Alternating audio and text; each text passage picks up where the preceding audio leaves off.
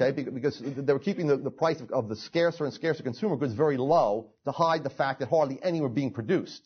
Okay, so communism results really in the complete destruction of the capital structure.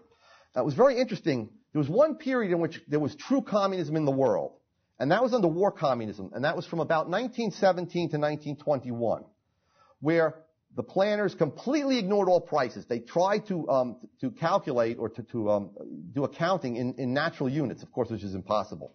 And during that 4 years, the cities had emptied out. People were using burning furniture to keep warm. People were, after their furniture was used up and all the food was gone from the cities, people were just going to the countryside, and you had roving bands of predators just going to various farms and stealing crops or living off the land in the forests. So basically, the Soviet or the Soviet model, central planning, leads ultimately to primitive conditions, just a society of roaming nomads. It thrusts humanity back to primitive times. Okay. They even used the houses for firewood. At the end, they were just burning parts of the houses. Now, Pol Pot in Cambodia realized that was the end of socialism, so he did it right away, right? What did he do? He forced everybody out of the cities. Okay? And he murdered millions in the course of that. But he forced everybody into the countryside, because that's what socialism ends up being anyway. Okay? Even the farmhouses and so on, they're all burned. So socialism is a vampire economy. It eats itself. It destroys itself. Okay? And that's a very famous, it's the name of a book about the Nazi economy too, the vampire economy. Because they also adopted central planning, even though they had nominally private property. But it was a centrally planned economy. And we have that book. It's very interesting. And it shows how the Nazis told the owners of the plants what to produce, how to produce, what prices to charge, where to buy their inputs, and so on. And it's aptly named the vampire economy. Okay. Now let me just say a few words about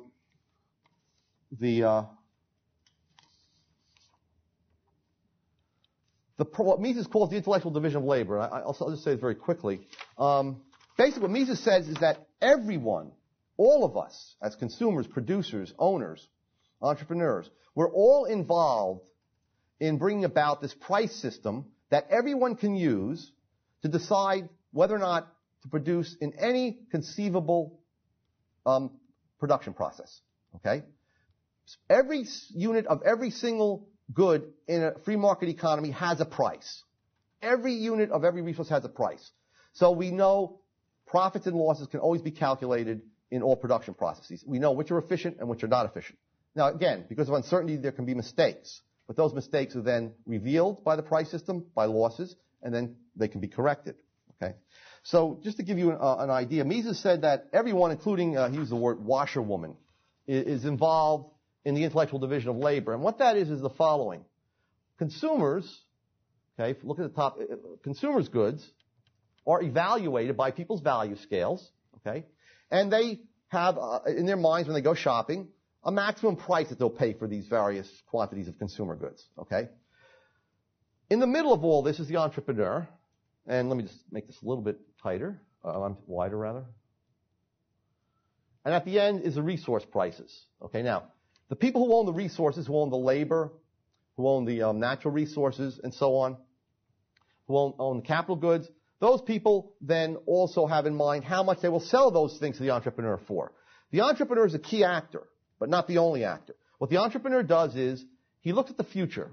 Okay, so someone who's going to produce an automobile is not looking at the price of automobiles today. He uses that information, that experience, I call it here, but he uses it to forecast what the future market's going to be.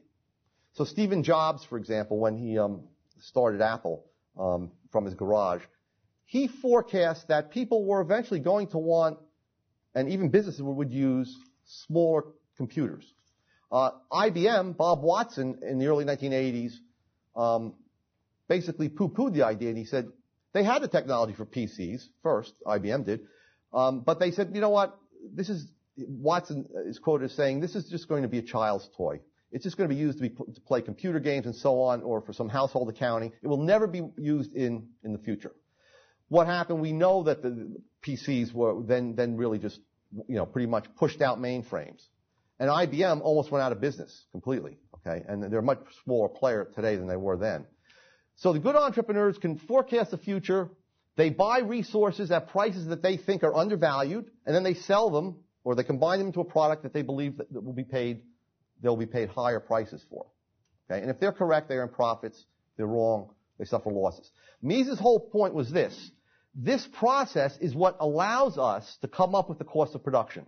The entrepreneurs, based on what they think consumers will pay for different products, bid money for resources owned by private people, and that brings about a whole structure of prices. And he called that the social appraisement process. Fancy word. All it means is that it takes all of society, all of the interaction between various buyers and sellers at every stage of the process to give us this structure. And what Mises emphasizes is that this is a social outcome. It's a social outcome in the following sense. Everyone participates in it, but no one mind can create a price structure. Okay? So we all are involved in the intellectual division of labor. Okay, let me now just talk about how the socialists responded to all this. One of the earliest socialist responses to Mises' argument, and it was right away, it was taken seriously. People recognized that this was an argument to be reckoned with. The earliest responses were from German economists, and who were pretty much socialists. They weren't really trained economists. And they gave a number of responses to Mises that Mises had already dealt with in the initial article. The first was, well, yes, accounting is important, and comparing costs and prices is very important, but we can do that under socialism. We'll do it with in natura, or in-kind calculation. So this was put forth by a fanatical Marxist, Otto Neurath.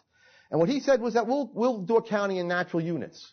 So this idiot thought you could add up tons of steel, kilowatts of electricity, and so on, and compare it directly to the automobile. Okay? So Mises had already dealt with this. He said, obviously you need a common denominator before you can do accounting, and that has to be money. Okay? So that he already had dealt with that. Other economists, a little more sophisticated, but not much more, said, well, you know what? Labor hours will be used. So what we'll do is all accounting in terms of a common denominator, labor hours. So those goods that have more labor hours, obviously, will have higher prices. Right? So we'll base it on the prices of inputs on labor hours. But of course, Mises had pointed out earlier that labor itself is heterogeneous. How do you compare the hour of, let's say, a McDonald's cashier with an hour of labor of a software engineer with an hour of labor of a brain surgeon? There's no way. They're heterogeneous, just like apples and oranges. That's number one. So you can't add up labor hours. Number two, it leaves out the fact that the same labor is more productive if he or she is working with more and better capital goods. So you're not talking, so some goods could have more capital, okay? Which means that the laborer will produce more with more capital.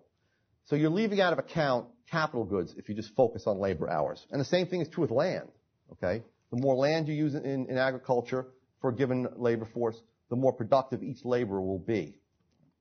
So Mises pointed out that even in the same industry, doing the same jobs, laborers can differ. For example, compare, Kobe Bryant as a basketball player, his hour of labor on the court to the hour of labor of the 12th man sitting at the end of the bench. It's heterogeneous. You can't compare it. Okay? So labor is not a common denominator, as Mises had already pointed out. Finally, the most sophisticated socialists in this period of the 1920s responded, you know what? There is no problem. We'll just tell, on the last day of capitalism, that night, when we take over, we'll tell them, we'll get the managers together of all the firms, we'll say, do exactly what you've been doing all along. We'll do that. Okay? Okay. All right, now that's okay if people are robots whose values never change, who never come up with new ideas for technology, who never find new sources of raw materials. So in other words, what they're looking at is a static economy. If things go on forever, of course you're going to do the same things every day. But that's not the problem that a free market solves. What a free market solves, the problem that it solves is the fact that it's continually moving resources away from those areas where demand is going.